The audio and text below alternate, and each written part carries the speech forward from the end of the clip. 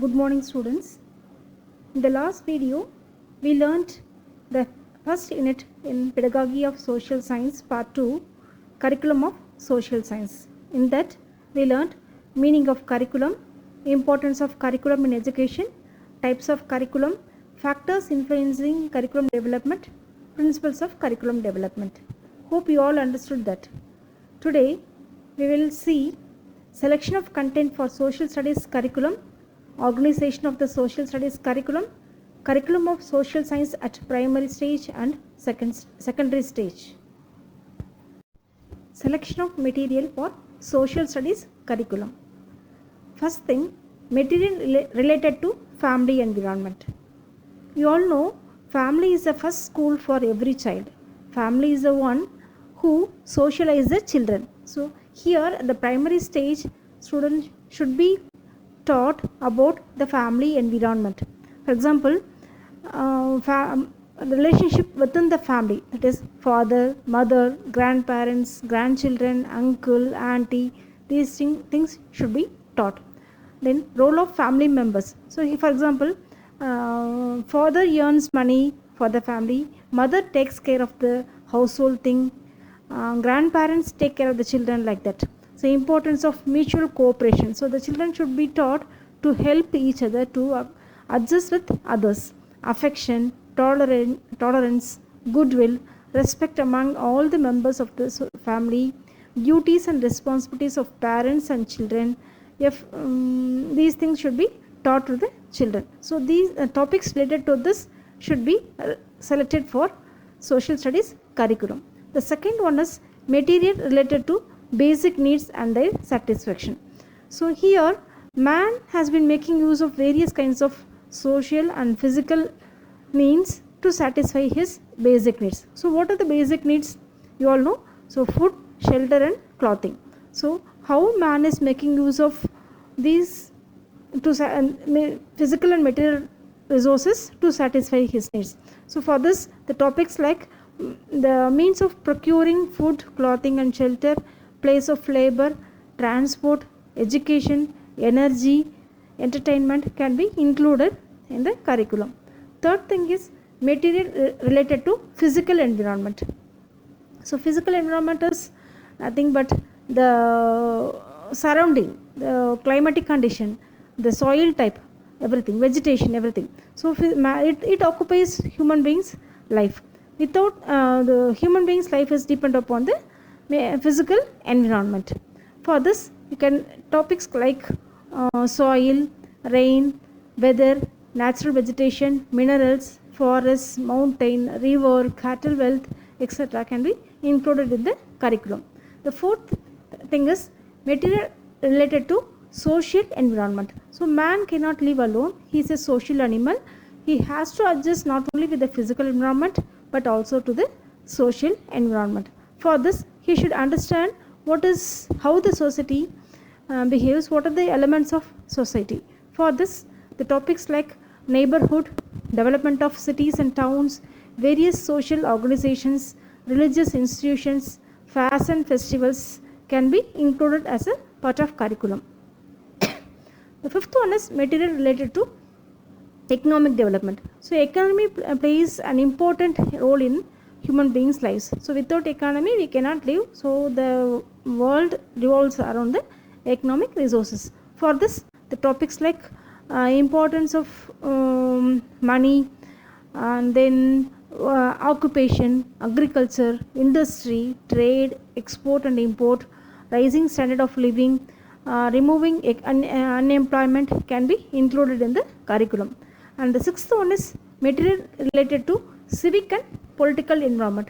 So here the other important thing that which affects human beings' standard of living is civic and political environment. Political environment plays very important role in the people's life. So for this, he needs a good administration and good political leaders and rights and laws. For this, therefore topics like citizenship, rights and duties, sense of responsibility, national integrity and security, administration at various levels should be included in the curriculum. Seventh one is materials related to cultural environment. Another important thing in human lifestyle that affects is cultural environment. So human beings have civilized. We say civilized the people. The man is civilized man. So how you say that the person is civilized? Because he knows he has a good culture. He is a cultured person. So culture affects the human being's lifestyle. So the importance of human civilization and contribution of various civilizations to human life should be taught to the children, and how the civilization helps the human beings in his progress. So topics like social customs, traditions, manners, folkways, cultural heritage, history of various human civilizations and their influence, cultural achievements and future possibilities can be included in the curriculum. Eighth one is materials related to history. So here history, knowledge of ancient history is very important for the children, so that the children can learn how the human beings have developed from ancient age to the present modern age. So for this, culture and civilization of each and every country and city is being preserved in the history. So if you look at the history, if you read the history book, you'll know what is the culture, how people have lived, what is their government, how the government ruled the country. So these things can be known. So for this, the topics like history of important towns and cities, states, India, like India, Europe, can be included in the curriculum. Ninth one is materials related to science and technology. So another aspect that affects human life is science and technology. So you all know in those ancient period, science and technology has not developed, but today the science and technology has developed a lot. It affects our life. So it plays an important role in our life and lifestyle. So the importance of science and the role played by science and technology should be included in the curriculum.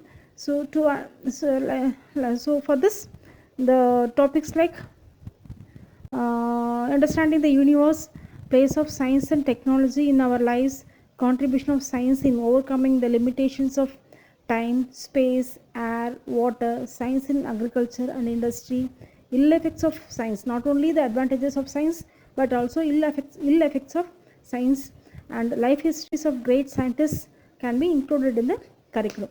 The 10th one is materials related to current affairs. So here it's not learning history, social science is should not only be limited to the bookish knowledge or old things, but the knowledge about the current affairs should be taught to the children, so that they will in future, when they go out from the school or college, they will be able to face the society, and they will be able to face boldly the problems that emerge in the society.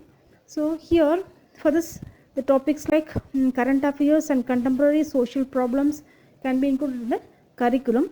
And for future and curriculum like future democracy, need for world peace, disarmament. What is disarmament? That is no arms are there, no war.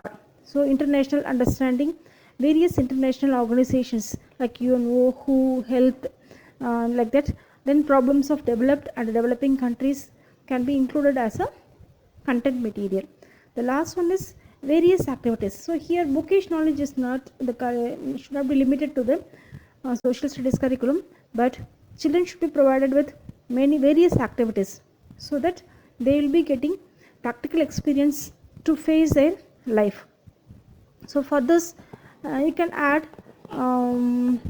activities like making of chart, models, figures, tables, and organizing social activities, exhibition, conducting various surveys, going on education tours can be included.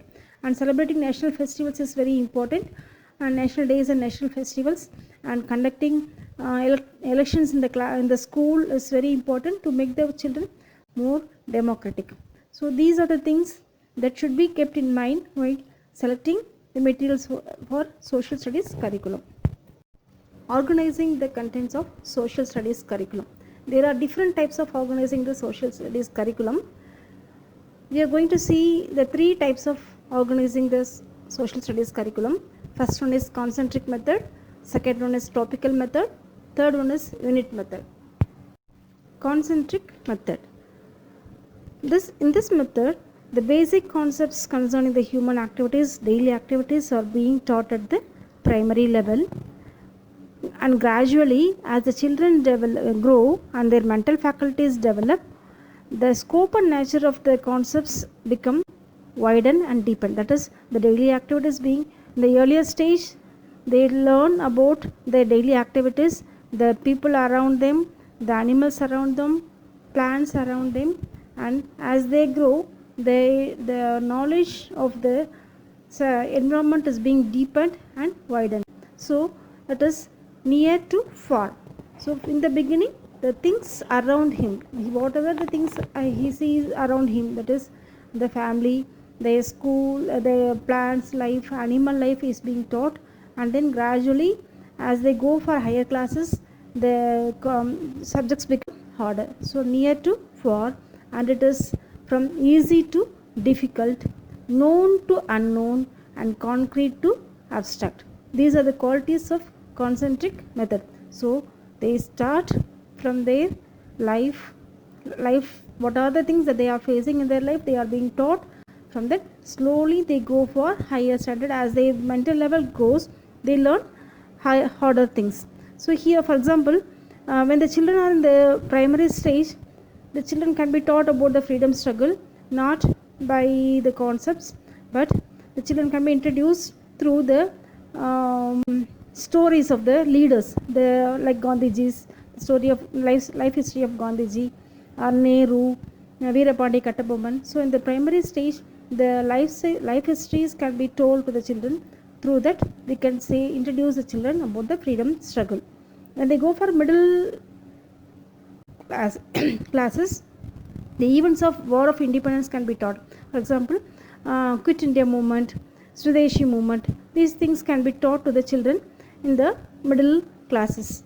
When they go for secondary classes, they can be taught about the causes and effects of War of Independence and the relationship between the Indians and the foreigners, and these things can be taught.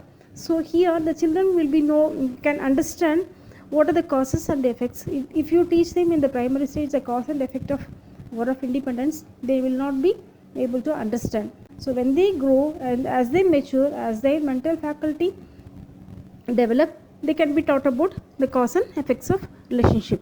So in the same way, the cause and effects of climatic condition can be taught at the higher classes. In the lower classes, they can be taught about the soil type, the climatic conditions, just what are the different climates.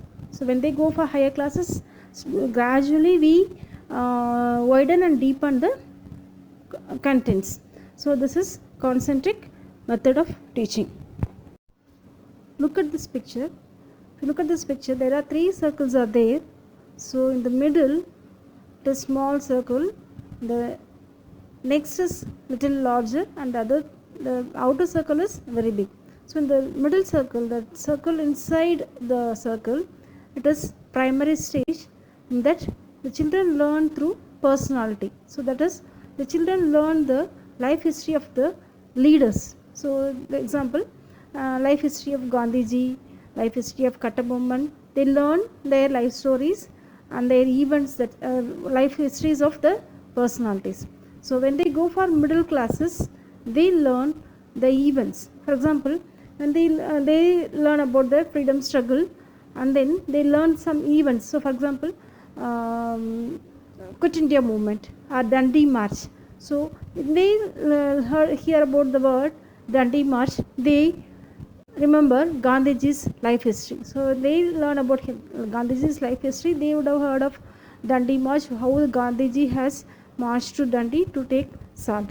So here the events are being taught. The children learn from the life history, and then they learn through events. The third stage, when they go for higher classes, they learn through ideas. So here, what are the causes and effects of War of Independence? Children learn from that. So the circle is in the center, it is smaller, that is nearer, easy things. whatever the children learn in their life is being taught. And the second circle is little bit larger, and it becomes little bit difficult. The third circle is become more larger, widen, and it becomes more difficult, but their age mental faculty has developed, so they can understand what are the causes and effects. This is the concentric method of teaching and learning. Merits and limitations of concentric method. So first thing, merits. So leads to sequential learning. So what is that sequential? So the learning is sequential. It goes on continuously. So primary stage they learn through the life history. The secondary stage they learn through the same thing. They learn through events. The third stage, when they go for higher classes, they learn through ideas. So the same thing is being sequentially, continuously they are being learnt again and again. So it is a merit, so the children remember that for a longer time. So leads to sequential learning. Second, based on easy to difficult. So as the concept is, they start from easy things and they go for difficult things. So children learn it easily. It is easy for the children to learn, easy to difficult. Then third one is create interest in social studies. So when the children learn from easy to difficult, near to far, it create interest in the children. So they want to study more, more and more about the personalities, and then about history. It creates interest in the children. And there are some limitations are there. It is not psychologically sound because children feel bored. It fails to provide novelty. What is novelty? New things. It's not, they don't teach them the new things because it is sequential learning. They learn it again and again. So children feel it is bored because they have learned in the lower classes the same thing they are learning in the middle, and the same thing again in higher classes. So it is not psychologically sound. And as there are many topics in social studies, is not able to go in detail, as there are many topics are there. So social science is a vast subject. It has many things to be taught. So as there are many topics are there, we cannot go everything in detail. We have to teach them as in short. So third thing is, this method does not help in development of the concept of time and space. So mostly when you speak about social studies, it should teach them about the chronological order. So time and space is not being taught to them because the same thing they are learning. So it doesn't help the children to develop the concept of time and space. The fourth thing is, this method is not able to present all concepts in comprehensive manner. So as we said, there are many topics are there. It is a vast subject. We cannot go in detail. We cannot go in all aspects of the each and every history. So it is not able to present everything in all aspects. These are the limitations of concentric method.